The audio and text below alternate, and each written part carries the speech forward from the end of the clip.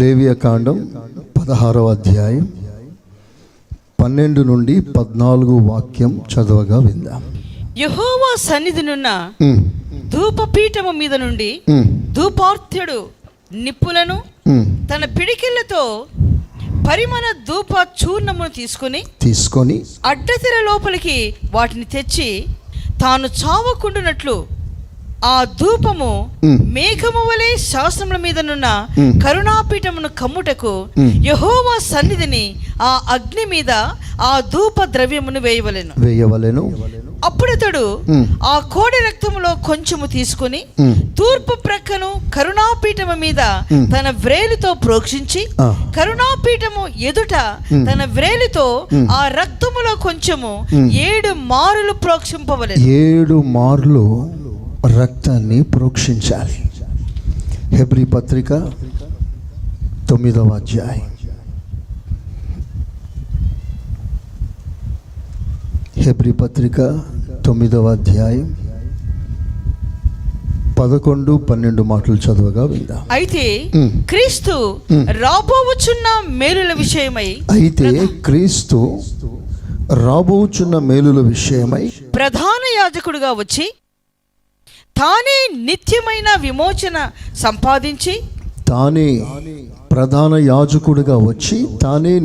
విమోచన సంపాదించి హస్తకృతము కానిది అనగా ఈ సృష్టి సంబంధము కానిదియు మరి ఘనమైనదియు పరిపూర్ణముదైన గుడారము ద్వారా మేకల యొక్కయు కోడెల యొక్కయు రక్తముతో పశువుల రక్తముతో కాక తన స్వరక్తముతో ఒక్కసారి పరిశుద్ధ స్థలములో ప్రవేశించెను. చప్పలు కొడదామా గట్టిగా యేసయ్యా స్తోత్రం అనండి. యేసయ్యా స్తోత్రం. పాత నిబంధన గ్రంథంలో అర్పించబడిన ప్రతి బలి అర్పణం క్రొత్త నిబంధనలో యేసు క్రీస్తు నెరవేర్చాడు. ఆనాడు పశువుల రక్తంలో నుండి ప్రభు ఏమి ఆశించాడో అది యేసు రక్తము ద్వారా సంపూర్ణంగా ప్రభు నెరవేర్చాడు. ఆమేన్. ఇక్కడ మనం చదువుకున్న వాక్య భాగంలో ప్రధాన యాజకుడు తన్ను తాను సిద్ధపరచుకొని సరి చేసుకొని అడ్డతెర అవతల ఓ భయానకమైన స్థలములో మచ్చ డాగు కలంకం ఏ కొంచెమైన ముడత కనబడిన ఎడల శిక్ష వెనువెంటనే రాగలిగిన ఒక భయంకరమైన స్థలములో వణుకుతో భయముతో ప్రవేశిస్తాడు. తాను పరిశుద్ధపరచుకున్న ఎక్కడో బలహీనత ఉందేమో, ఎక్కడో నా జీవితంలో కొరత ఉందేమో అన్న చిన్న బలహీనమైన తలంపు అతనిని వణికిస్తుంది. అలా వణుకుతూ భయముతో అతి పరిశుద్ధ స్థలములో ప్రవేశిస్తాడు. ఎలా ప్రవేశిస్తాడంటే ఒక చేతిలో రక్తం, మరో చేతిలో ధూపముతో లోపల ప్రవేశిస్తాడు. ప్రవేశించి అక్కడ చక్కగా రాయబడిన మాట, మందసం ఎదుట ఒక దట్టమైన పొగ ఆవరించినట్లుగా ఒక మేఘము దిగినంత ధూపం ఆ నిబంధన మందసం ఎదుట వేయగా ఆ ధూపం పొగ ఆ మేఘం ఆ నిబంధన మందసాన్ని కప్పాలి. స్తోత్రం. ఆ నిప్పులు కూడా ఆ ధూపం వేయటానికి యాజకుడు తీసుకొస్తున్న ధూపార్తి కూడా బలిపీఠం మీద ఉన్న ఆ నిప్పులతో ధూపం వేయాలి అని రాస్తుంది. ఆ బలిపీఠం మీద ఉన్న నిప్పులు ఎక్కడి నుంచి వచ్చింది? అది మానవుడు రాజు పెట్టింది కాదు, సాక్షాత్తు దేవుడు పంపిన అగ్ని. అది చప్పలు కొట్టండి గట్టిగా. హల్లెలూయా. చూడండి, దేవునికి అర్పించబడుతున్న ప్రతి అర్పణ, ప్రతి పరిచర్య దైవ సంబంధమైనదై దేవుని యొద్ద నుండి దిగి వచ్చినది.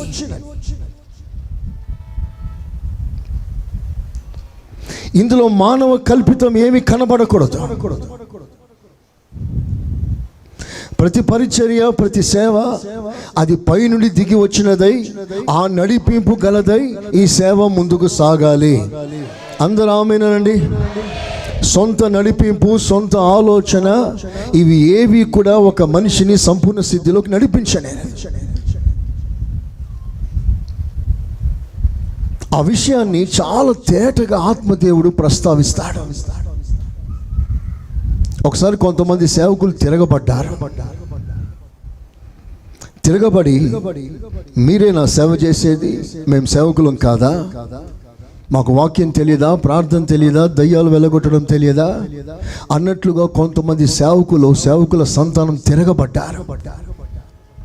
తిరగబడి మీరు ధూపం వేసినట్లుగా మేము కూడా వేస్తాం, మాకు తెలుసులే అని వారే సాహసించి దేవుని సేవను సమీపించారు.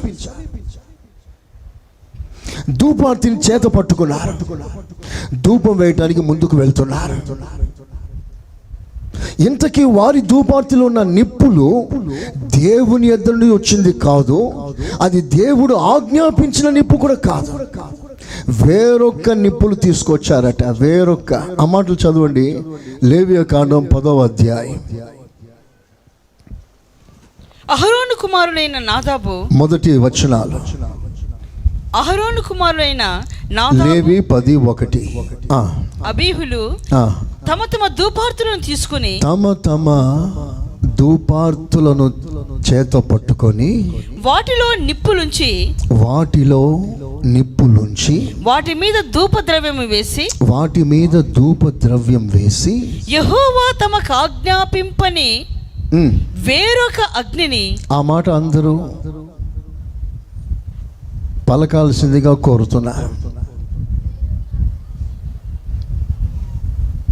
ఏమిటా మాట?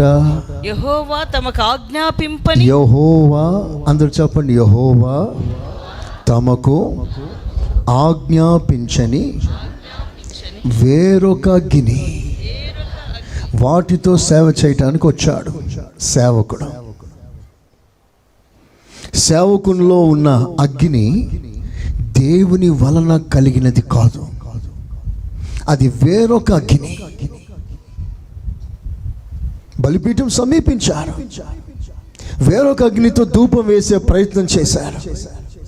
అప్పుడు దేవుని యొద్ద నుండి అగ్ని దిగి వచ్చి వారిని కాల్చి వేసిందని బైబిల్ సెలవిస్తుంది.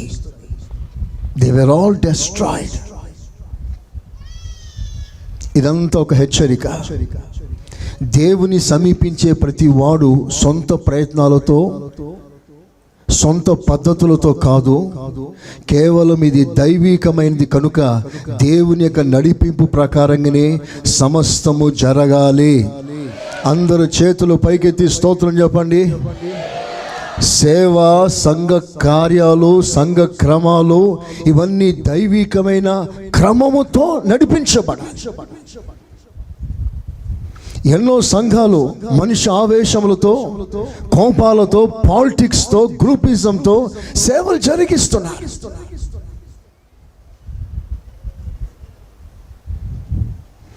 కొన్ని సంఘాల్లో పాస్టర్ గారిని కూర్చోబెట్టి సంఘ పెద్దలు సాక్ష్యం పోగొట్టుకొని సరైన దేవునితో సంబంధం లేకుండా దేవుని సేవను నడిపించడానికి తెగిస్తున్నారు. జాగ్రత్తగా వినండి. సంఘ పరిచర్య అది క్రమముగా చేస్తే ఎంత ఆశీర్వాదమో, క్రమము తప్పితే అంత దైవికమైన ఉగ్రత దిగి వచ్చే ప్రమాదం ఉంది. ఎందుకో తెలుసా? సంఘం నాది కాదు, మనది కాదు, ఇది సాక్షాత్తు యేసయ్య శరీరం. అందరూ ఆమేనంటారా? చెప్పండి గట్టిగా. ఇది యేసయ్య శరీరం కనుక ఈ శరీరానికి సప్లై తలలో నుంచి రావాలి. తల క్రీస్తు, మన శరీరం. ఈ సంఘానికి పేరు శరీరం అనుడు సంఘం. శరీరం అను సంఘం. ఈ శరీరం అనే సంఘానికి తలలో నుండి ఆలోచన రావాలి, తలలో నుండి నడిపింపు రావాలి, తలలో నుండి ఉపదేశం రావాలి, తలలో నుండి ఆజ్ఞ రావాలి, తలలో నుండి నడిపింపు రావాలి. అందుకని ఇవన్నీ కూడా దైవికంగానే సాగిపోవాలి. ఎక్కడ మనిషి ఆవేశాన్ని చోటు ఇవ్వకూడదు. ఒకసారి మోషే సంఘం మీద తన ఆవేశాన్ని వ్యక్తపరుస్తాడు. ద్రోహులారా అని తన కోపమంతా వ్యక్తపరిచేస్తాడు. నిజమే, వారు ద్రోహులే. మోషే కోపానికి కారణం ఉంది, అర్థం ఉంది. అందరూ తిరుగుబాటుదారులే. దైవ సేవకునికి నెమ్మది లేకుండా చేశారు. దైవ సేవకుని ముప్పు తిప్పులు పడుతున్నారు.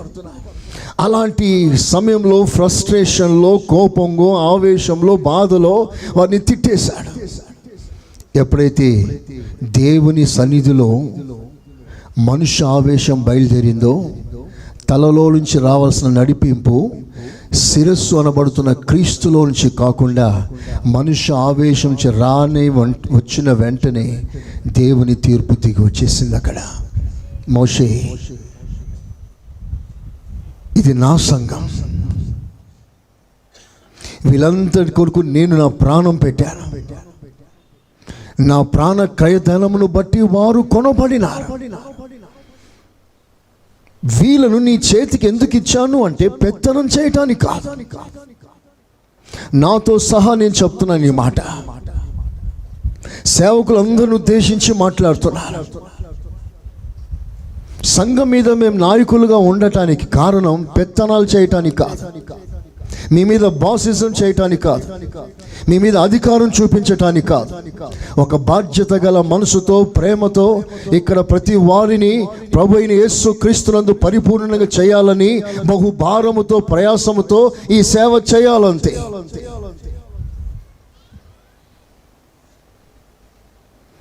మోషే ఆవేశముతో పలికాడు. వెంటనే దేవుని తీర్పు దిగి వచ్చింది. మోషే, ఇక నువ్వు కానాను చేరటానికి వీల్లేదు. దేవుడు ఖండించేశాడు. అక్కడ దేవుడు ఆజ్ఞాపించని వేరొక అగ్ని తీసుకొచ్చి సేవ చేసే ప్రయత్నం చేశారు. అక్కడ దేవుని అగ్ని దిగి వచ్చేసింది. రౌద్రం, కోపం దిగి వచ్చేసింది. బైబిల్లో మరొక రాజు ఉన్నాడు, ఉజ్జా. అతడు ధూపం వేయడానికి అర్హుడు కాదు. వాస్తవానికి లోకానికి, దేశానికి రాజు.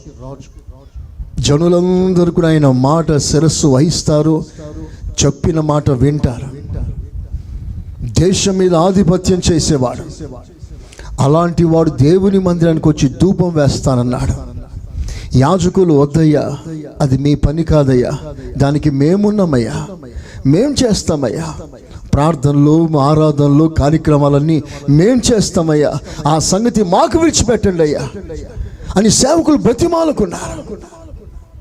కానీ రాజు కోపం వచ్చేసి సేవకులందరూ నెట్టేశారు. సేవకులతో జగడం పెట్టుకున్నాడు, నెట్టేశాడు. నేను వేస్తాను ధూపం అని సేవలు అడుగు పెట్టాడు, అర్హత లేకుండా. వెంటనే దేవుని సన్నిధి నుండి ఉగ్రత దిగిరాగా యాజకులందరూ చూస్తుండగానే నొసట కుష్ఠరోగం ప్రారంభమైంది. ఆ కుష్ఠరోగం చాలా స్పీడ్గా శరీరాన్ని వ్యాపించింది. తర్వాత ఏం జరిగిందంటే, మందిరంలో కాదు కదా, సింహాసనం మీద కాదు కదా, ఆ ప్రాంతాన్ని, పరిసర ప్రాంతాల్లో ఉండకుండా తన ఊరిని విడిచి బయట వెలివేయబడ్డాడు. కుష్ఠరోగుల స్థానం ఎక్కడో అక్కడ గెంటి వేయబడ్డాడు. బైబిల్లో మరొకడు ఉన్నాడు, మందసాన్ని పట్టుకోపోయాడు.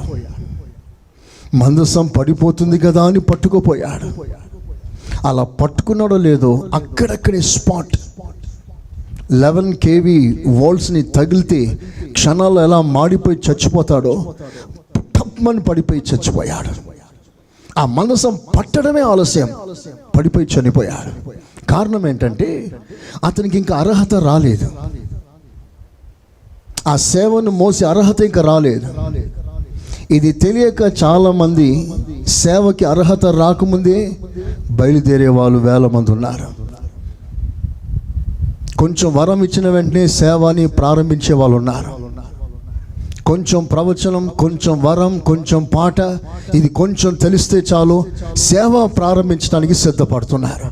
దానికి తగిన అభిషేకం ఉందా? దానికి తగిన పిలుపు ఉందా? దానికి తగిన ఏర్పాటు ఉందా? దానికి తగిన అభిషేకం ఉందా? దానికి తగిన ఆర్డినేషన్ ఉందా?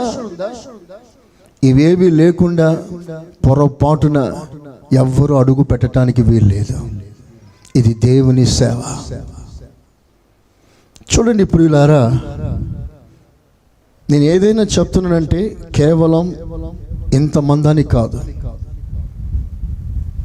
వేల మంది ఈ మాటలు వింటున్నారు. వాళ్ళందరిని ఉద్దేశించి ఈ మాటలు నేను మాట్లాడుతున్నాను. రేపు ఈ మాటలు చాలా మందికి, వేల మందికి ఆశీర్వాదకరంగా దేవుడు మార్చునుగాక. ఆమేన్, ఆమేన్.